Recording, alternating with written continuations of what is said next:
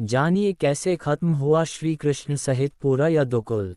18 दिन चले महाभारत के युद्ध में रक्तपात के सिवाय कुछ हासिल नहीं हुआ। इस युद्ध में कौरवों के समस्त कुल का नाश हुआ, साथ ही पांचों पांडवों को छोड़कर पांडव कुल के अधिकांश लोग मारे गए।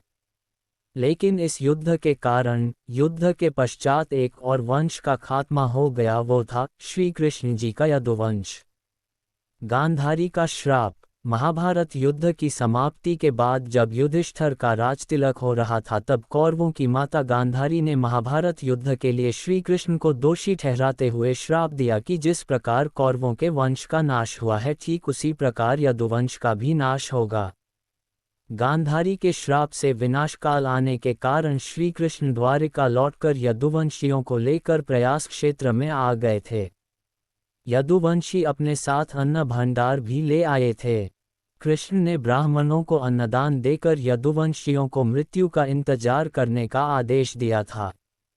कुछ दिनों बाद महाभारत युद्ध की चर्चा करते हुए सात्यकी और कृतवर्मा में विवाद हो गया। सात्यकी ने गुस्से में आकर कृतवर्मा का सिर काट दिया। इससे उनमें आपसी युद्ध भड़क उठा और वे समूहों में विभाजित होकर एक दूसरे का संहार करने लगे। इस लड़ाई में श्री कृष्ण के पुत्र प्रद्युम्न और मित्र सात्यकी समेत सभी यदुवंशी मारे गए थे, केवल बब्रू और दारुक ही बचे रह गए थे। यदुवंश के नाश के बाद कृष्ण के ज्येष्ठ भाई बलराम समुद्र तट पर बैठ गए और एकाग्रचित होकर परमात्मा में लीन हो गए। इस प्रकार शेषनाग के अवतार बलराम जी ने देह त्यागी और स्वधाम लौट गए।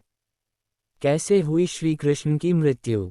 बलराम जी के देह त्यागने के बाद जब एक दिन श्री कृष्ण जी पीपल के नीचे ध्यान की मुद्रा में बैठे हुए थे, तब उस क्षेत्र में एक जरा नाम का बहेलिया आया हुआ था। जरा एक शिकारी था और वह हिरण का शिकार करना चाहता था। जरा को दूर से हिरण के मुख के समान श्री कृष्ण का तलवा दिखाई दिया। बहेलिये ने बिना कोई विचार किए वहीं से एक तीर छोड़ दिया, जो कि श्री कृष्ण के तलवे में जाकर लगा।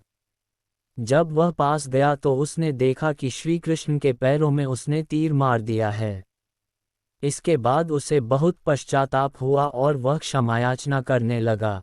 तब श्री कृष्ण ने बहेलिये से कहा कि जरा तू डर मत, तूने मेरे मन का काम किया है। अब तू मेरी आज्ञा से स्वर्गलोक प्राप्त करेगा। बहेलिये के जाने के बाद वहां श्री कृष्ण का सारथी दारुक पहुंच गया। दारुक को देखकर श्री कृष्ण ने कहा कि वह द्वारिका जाकर सभी को ये बताए कि पूरा यदुवंश नष्ट हो चुका है और बलराम के साथ कृष्ण भी स्वधाम लौट चुके हैं। अतः सभी लोग द्वारिका छोड़ दो, क्योंकि यह नगरी अब जलमग्न होने वाली है। मेरी माता, पिता और सभी प्रियजन इंद्रप्रस्थ को चले जाएं। ये संदेश लेकर दारुक वहां से चला गया। इसके बाद उस क्षेत्र में सभी देवता और स्वर्ग की अप्सराएं, यक्ष, किन्नर, गंधर्व आदि आए और उन्होंने श्री कृष्ण की आराधना की। आराधना के बाद श्री कृष्ण ने अपने नेत्र बंद कर लिए और वे सशरीर ही अपने धाम को लौट गए। श्रीमद् भागवत के अनुसार जब श्री कृष्ण और बलराम के स्वधाम गमन की सूचना इनके प्रियजनों तक पहुंची तो उन्होंने भी इस दुख से प्राण त्याग दिए। देवकी, रोहिणी, वसुदेव, बलराम जी की पत्नियां, श्री कृष्ण की पटरानियां आदि सभी ने शरीर त्याग दिए। इसके बाद अर्जुन ने यदुवंश के निमित्त पिंडदान और श्राद्ध आदि संस्कार किए। इन संस्कारों के बाद यदुवंश के बचे हुए लोगों को लेकर अर्जुन इंद्रप्रस्थ लौट आए। इसके बाद श्री कृष्ण के निवास स्थान को छोड़कर शेष द्वारिका समुद्र में डूब गई। श्री कृष्ण के स्वधाम लौटने की सूचना पाकर सभी पांडवों ने भी हिमालय की ओर यात्रा प्रारंभ कर दी थी। इसी यात्रा में ही एक एक करके पांडव भी शरीर का त्याग करते गए। अंत में युधिष्ठिर सशरीर स्वर्ग पहुंचे थे।